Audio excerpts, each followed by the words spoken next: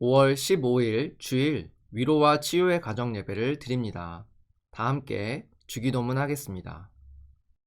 하늘에 계신 우리 아버지, 아버지의 이름을 거룩하게 하시며 아버지의 나라가 오게 하시며 아버지의 뜻이 하늘에서와 같이 땅에서도 이루어지게 하소서. 오늘 우리에게 일용할 양식을 주시고 우리가 우리에게 잘못한 사람을 용서하여 준 것 같이 우리 죄를 용서하여 주시고 우리를 시험에 빠지지 않게 하시고 악에서 구하소서. 나라와 권능과 영광이 영원히 아버지의 것입니다. 아멘. 찬송가 440장 어디든지 예수 나를 이끌면 찬송가 440장을 부릅니다.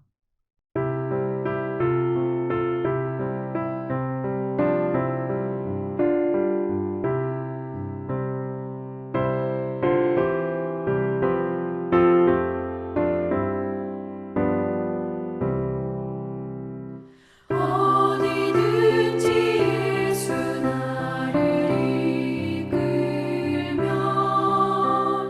어디든지 예수 함께 가려네 예수 함께 아니 가면 나 없고 예수님과 동행하면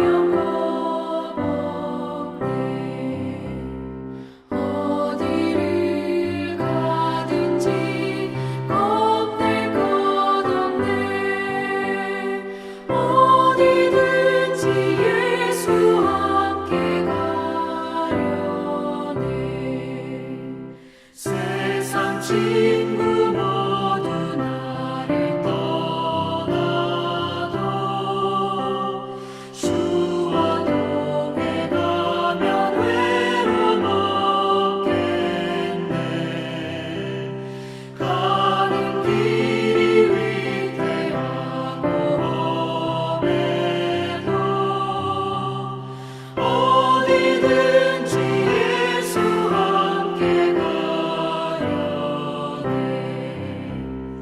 어디를 가든지 겁낼 것 없네 어디든지 예수 함께 가려네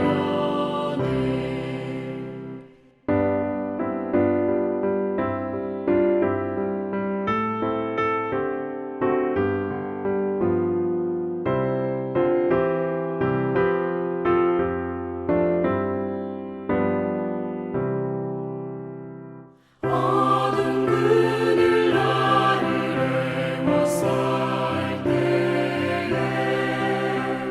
주가 함께 계신 믿고 자려네 죽은 후에 천국에서 태어나 예수 함께 길이 길이 살리라 어디를 가든지 겁낼 것 없네 어디든지 예수 함께 가려네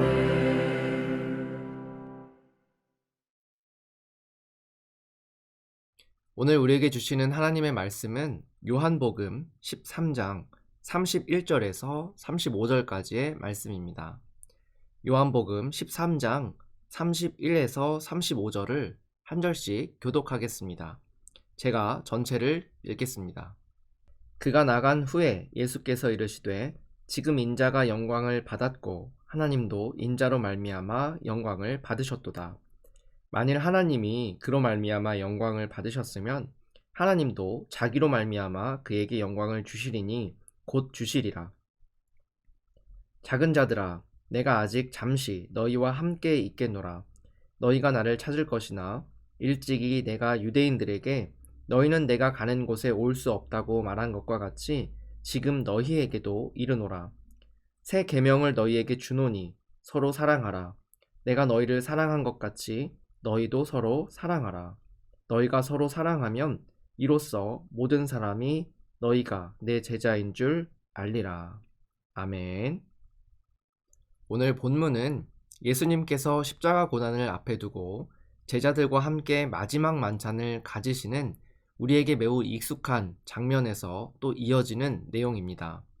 제자들의 발을 씻겨주셨고 가룟 유다가 나간 이후에 예수님께서는 마지막 고별 설교를 하십니다. 오늘 본문인 13장 31절부터 17장까지는 모두 한자리에서 이루어지는 예수님의 마지막 설교인 것입니다. 예수님께서는 이제 제자들을 떠날 것을 말씀하셨습니다. 그러나 비록 예수님께서 이들과 이전처럼 함께 하지는 못하지만 이들이 이전과 마찬가지로 예수님의 제자로서 살 수 있는 방법을 제시하여 주십니다. 이는 예수님께서 주신 새 계명을 지키는 것이었습니다. 그 계명은 바로 서로 사랑하라라는 말씀이었습니다. 그런데 이것을 새 계명이라고 하기에는 조금 어색한 부분이 있습니다. 서로 사랑하라는 명령은 결코 낯선 계명이 아니라서 그렇습니다. 구약의 율법에도 이미 이웃을 사랑하라고 말씀하고 계십니다. 그렇다면 예수님은 왜 이것을 새 계명이라고 말씀하셨을까요? 이 새 계명을 이야기할 때 예수님께서 사용하신 단어는 카이넨입니다. 유사한 의미의 네오스가 시간적으로 최근의 것이라는 새로움을 의미하는 데 반해서 이 카이넨은 질적으로 전혀 새로운 것을 의미할 때 사용하는 단어입니다. 시간적인 새로움이 아니라 질적인 새로움을 뜻하는 단어입니다. 성경에서 이 단어는 전에 없었던 매우 놀라운 것이라는 의미를 나타낼 때 사용됩니다. 새 하늘과 새 땅과 같이 이전에는 경험할 수 없었던 질적으로 전혀 다른 것을 나타낼 때 카이넨이라는 단어를 사용하는 것입니다. 그렇기 때문에 이 카이넨이라는 단어를 사용하여 말씀하신 오늘의 새 계명은 기존의 명령들에 이어서 2차로 주시는 두 번째 계명이라는 뜻이 아닙니다.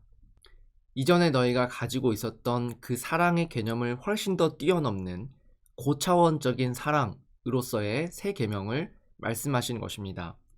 이전에 주셨던 계명은 이웃을 자기 몸과 같이 사랑하라 라는 말씀이었는데 인간의 자기 사랑에 기준을 두었기 때문에 이것은 지극히 조건적이고 제한적인 사랑이었습니다.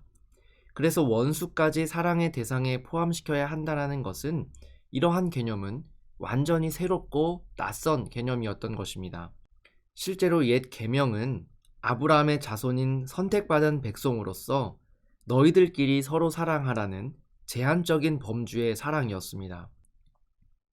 반면 오늘 주시는 카이넨으로서의 새 계명은 모든 것을 초월한 조건 없는 사랑을 말씀하고 계시는 겁니다. 예수님께서 온 인류를 대신하여 십자가에 보여주시는 바로 그 사랑처럼 말입니다. 그렇게 내가 너희를 사랑한 것 같이 너희도 서로 사랑하라 라는 말씀은 너희가 기존에 가지고 있던 사랑의 한계를 뛰어넘어서 그보다 더 높은 수준의 사랑을 해야 한다라는 명령이었던 것입니다. 나를 환대하는 사람을 사랑하는 것은 새 계명이 아닙니다. 이미 많은 이들이 굳이 그리스도인이 아니어도 모두가 할 수 있는 사랑이기 때문에 그렇습니다. 내가 평안할 때에만 사랑하는 것 역시 새 계명이 아닙니다. 도덕적으로, 세상적으로 이미 이러한 사랑은 만연하게 이루어지고 있습니다. 주님께서 말씀하시는 새 계명은 카이넨적인 사랑입니다. 이전에 보지 못했던 세상에서 말하는 사랑을 훨씬 더 뛰어넘는 사랑을 말씀하고 계십니다. 너희가 서로 사랑하면 이로써 모든 사람이 너희가 내 제자인 줄 알리라 라는 말씀은 이러한 사랑을 말씀하고 계시는 것입니다. 모두가 다 하는 그러한 사랑을 보면서 예수의 제자라고 말하지 않습니다. 누구도 하지 못하는 사랑을 예수님께서 보여주셨고 우리도 그러한 사랑을 이루어갈 때 그리스도의 제자라고 인정받게 되는 것입니다. 예수님께서 붙잡히시기 전에 제자들에게 하고 싶은 말이 얼마나 많으셨겠습니까? 참 연약하고 못난 제자들인데 그들을 두고 가야만 하는 예수님의 마음은 얼마나 아프셨겠습니까? 이러한 제자들에게 주시는 고별 설교의 첫 번째 내용이 바로 새 계명, 세상이 경험하지 못한 놀라운 사랑을 베풀어라 라는 말씀이라는 것은 우리에게 또 다른 메시지를 던져줍니다. 오늘 분위기상 주님은 권면하는 말투로 이야기하셨지만 계명이라는 단어 자체에는 이미 강제성이 포함되어 있습니다. 과거 구약의 이스라엘 백성들이 하나님께서 주신 옛 계명들을 어겼을 때 어떻게 되었는지 우리는 잘 알고 있습니다. 하나님의 준엄한 심판을 받고 얼마나 큰 고통을 당했는지 우리는 성경을 통해 이미 듣고 알고 있습니다. 하물며 이 모든 계명을 완성하는 가장 큰 계명이자 동물의 피가 아닌 하나님의 독생자 예수 그리스도의 피로 맺은 새 언약의 계명을 어겼을 때에는 어떠하겠습니까? 지키면 좋고 안 지켜도 그만인 명령이 아니라 매우 엄중한 명령이라는 사실을 우리는 기억해야 하겠습니다. 오늘날 성도들에게 그리스도인에 대한 표준을 제시하라고 한다면 교회에 출석하고 술, 담배를 절제하며 예배와 기도의 자리를 지키는 사람이라고 대답하는 사람들이 많을 것입니다. 이는 틀린 답은 아니지만 오늘 말씀에 비추어 볼 때 예수님은 더욱더 구체적이고 차원 높은 기준을 제시하고 계십니다. 세상이 말하는 사랑을 뛰어넘어서 예수님의 사랑을 세상에 보여주는 자가 예수님의 제자요 그리스도인이라고 말씀하시는 것입니다. 단지 교회에 출석하여 세례를 받고 몇 가지 기본적인 사항만 잘 지키는 것으로 스스로 만족하는 성도가 되지 않기를 바랍니다. 예수께서 교회와 성도를 온몸으로 사랑하신 것처럼 우리도 이웃과 하나님을 진실되게 사랑하는 그리스도인들 다 될 수 있기를 축복합니다. 함께 기도하겠습니다. 부족하지만 예수님을 닮아 주님의 사랑을 실천하는 제자 되게 하옵소서. 다 같이 기도하겠습니다.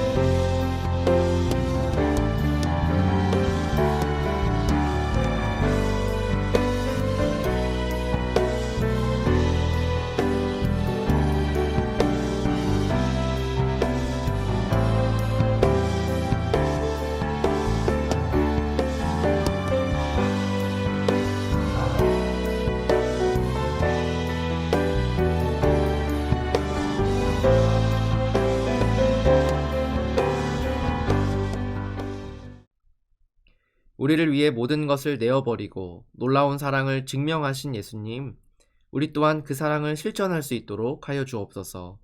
세상이 이해할 수 없고 알 수도 없는 그 사랑을 그리스도인이라는 이름으로 전하게 하시고 그로 말미암아 예수의 이름이 온 민족 위에 세워지게 하옵소서.